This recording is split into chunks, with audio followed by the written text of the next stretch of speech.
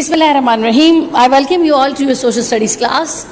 Today we are going to start our second chapter, which is making of Pakistan, and the first topic which we'll cover, it is Lahore resolution. Now, as we discussed it in our previous lecture, that before 1940, or I can say that up till 1930, before 1940 and up till 1930, the Muslims of the subcontinent, they were ready to live in the United India, provided their political and religious rights. But the publication of the Nehru report and the ministries of the Congress, and after these ministries of the Congress, the Muslims were convinced that it is not possible for them to live in united India with the Hindus. So the safeguard of the national identity of the Muslims and presented their line of action in the form of resolution of 23rd of March 1940, which comes to known as the Lahore resolution. Lahore resolution was passed on 23rd March 1940 in the annual session of All India Muslim League at Minto Park, Lahore. It is a very famous and important day in the history of the Pakistan. Quaid-e-Azam gave it the name of Pakistan resolution afterwards. Okay, the presidential address of Quaid-e-Azam Muhammad Ali Jinnah.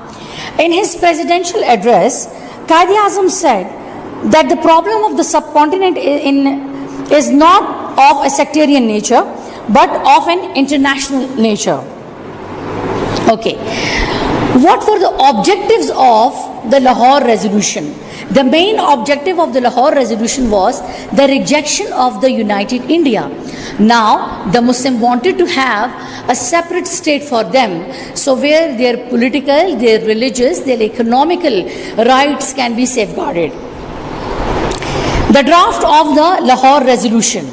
The Lahore resolution was drafted by Quaid-e-Azam Muhammad Ali Jinnah with the help of Maulana Zafar Ali Khan.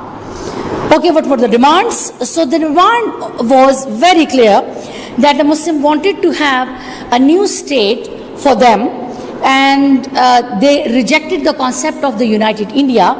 And then Punjab, NWFP, which is now KP, Sindh and Balochistan in the northwest, and Bengal and Assam in the northeast, it should be the destiny of the Muslims.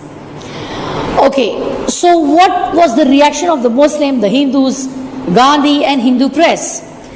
Okay, the reaction of the Lahore resolution, it was a mixed reaction from the political parties and the groups, the Muslims. It infused a high spirits among the Muslims who were now determined to fight the last and for the accomplishment of Pakistan. The reaction of the Hindus was very hostile, and the Gandhi called it a moral wrong and a sin to which he could never be a part. Then reaction of Hindu press.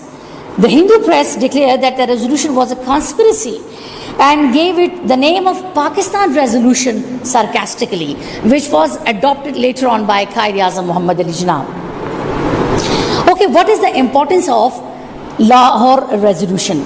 First thing, identification of the destination. This resolution is the landmark in the history of the Muslim India, because the resolution identified a destination for the Muslim of subcontinent, and achievement of Pakistan became their goal. And then it created unity among the Muslims.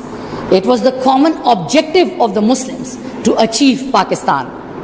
Then Lahore resolution, it gave a very crystal clear idea to the people that Muslim League is the sole representative of the Muslims, and strengthening of the two-nation theory. Of course, the acceptance of Pakistan resolution strengthened the two-nation theory that Hindus and Muslims are two totally different nations, and they cannot live together. The popularity of Quaid-e-Azam Muhammad Ali Jinnah.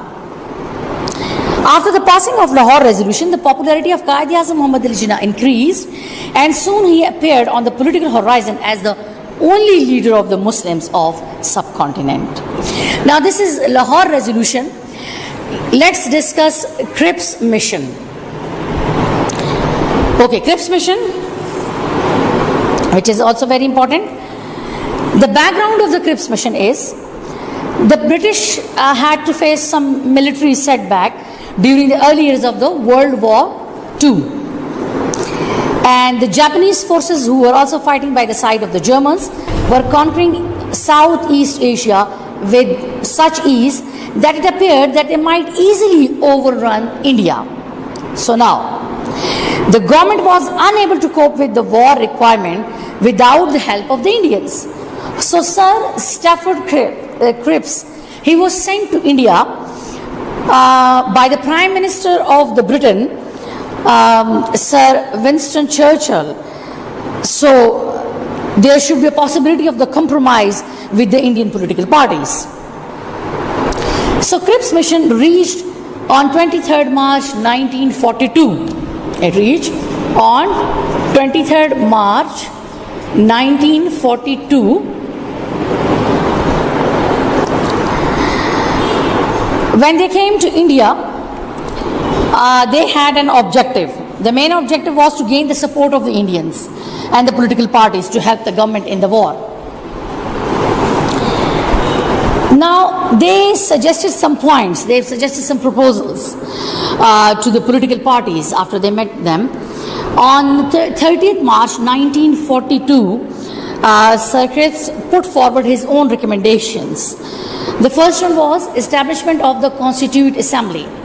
According to this Cripps mission, the members of the Constituent Assembly, consisting of Indian representatives, shall be formed at the termination of the war that will formulate the Constitution of India. So the first thing was that yes, the Constituent Assembly will be established, but after the war. Now, members of the Constituent Assembly, they will be selected by the members of the Provincial Assembly, okay? And then a representation will be given to the princely states too. Their representatives will also be in the assembly. And then implementation of the Constitution. The British government said that they will be responsible for the implementation of the Constitution. The dominion status to India, this one.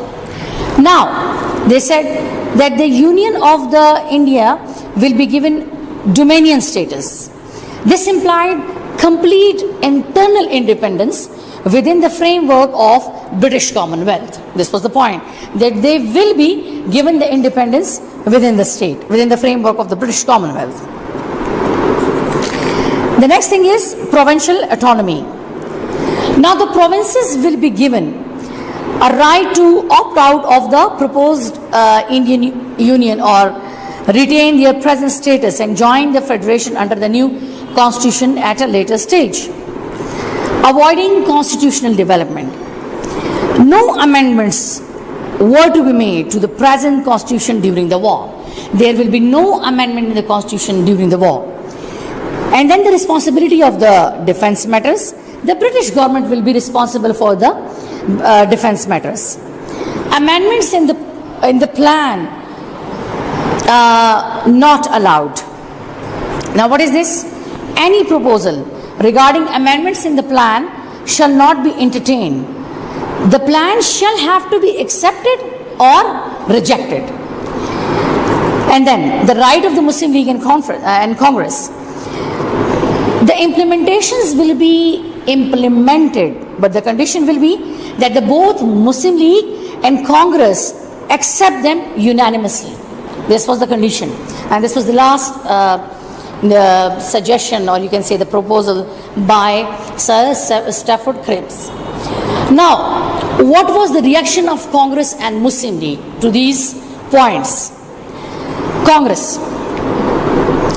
Congress rejected Cripps mission. And why? And because Gandhi said, a post-dated check on a failing bank. This was the statement of the Gandhi. So that's why Congress rejected it. Because they demanded the immediate and full control over the central government of India.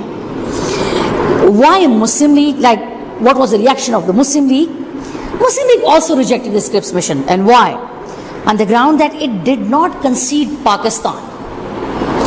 So, the result of the Cripps mission was very clear at that time, that the mission was a complete failure because it was rejected by both Congress and Muslim League.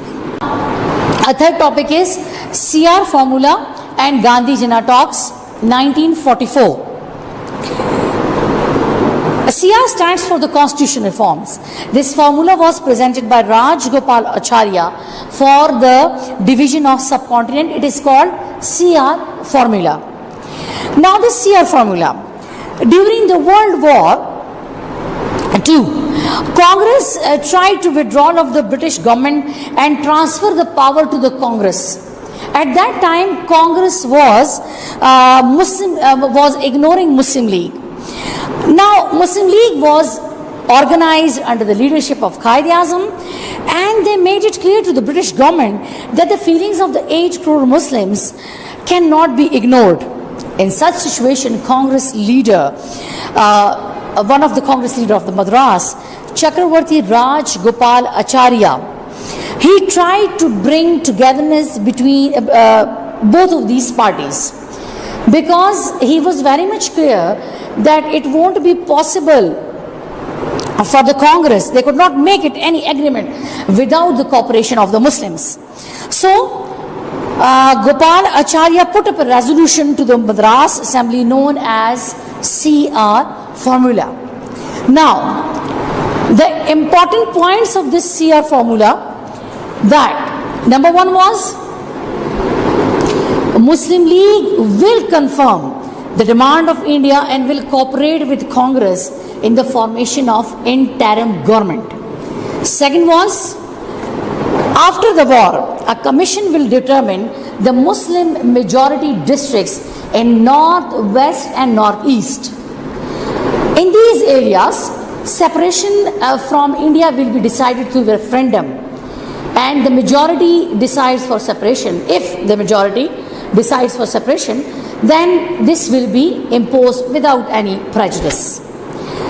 The third point was that in case of the separation, a mutual agreement will be made between these two parties regarding defense, commerce, communication and other important matters. Now, what was the reaction of Congress on CR formula? Actually, Congress rejected CR formula with the majority. Attacks were made on, personal attacks were made on Acharya. He resigned from the Congress and Assembly with great protest over this attitude.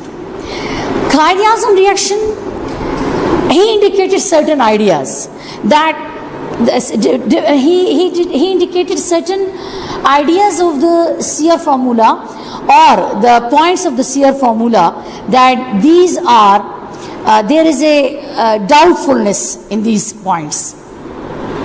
And the next thing is, if Acharya is ready to accept Pakistan, then why he is reluctant to accept Lahore resolution? Now, what is the importance of CR formula? As I told you that Congress was also against it, Quaid-e-Azam also showed his concern, and he highlighted some of the doubtful points of this CR formula. In fact, in spite of all the flaws in the CR formula, but it was for the very first time that one of the Congress leader, he talked about the separation of subcontinent or United India. So then Gandhi-Jinnah talks in September 1944. In the light of the CR formula, talks were held between Quaid-e-Azam and Gandhi in September 1944 at the Quaid-e-Azam residence. And then, addition to these to the meetings, 21 letters were also exchanged between these two leaders. What were the objectives and important points of Gandhi-Jinnah talks? In fact, during these conversations, Gandhi insisted the withdrawal of the third power from the India, from the subcontinent, and the mutual differences will be solved later on between these two nations. But Quaid-e-Azam made it clear that first the British government should resolve the problems between these two parties or these two nations, and then they can leave India. So the conclusion is that these negotiations ended unsuccessfully due to the different viewpoints of both of the Gandhi and Quaid-e-Azam. But due to these talks, Quaid-e-Azam Muhammad Ali Jinnah removed many doubts regarding Pakistan. Now our next topic is Shimla Conference, 1945.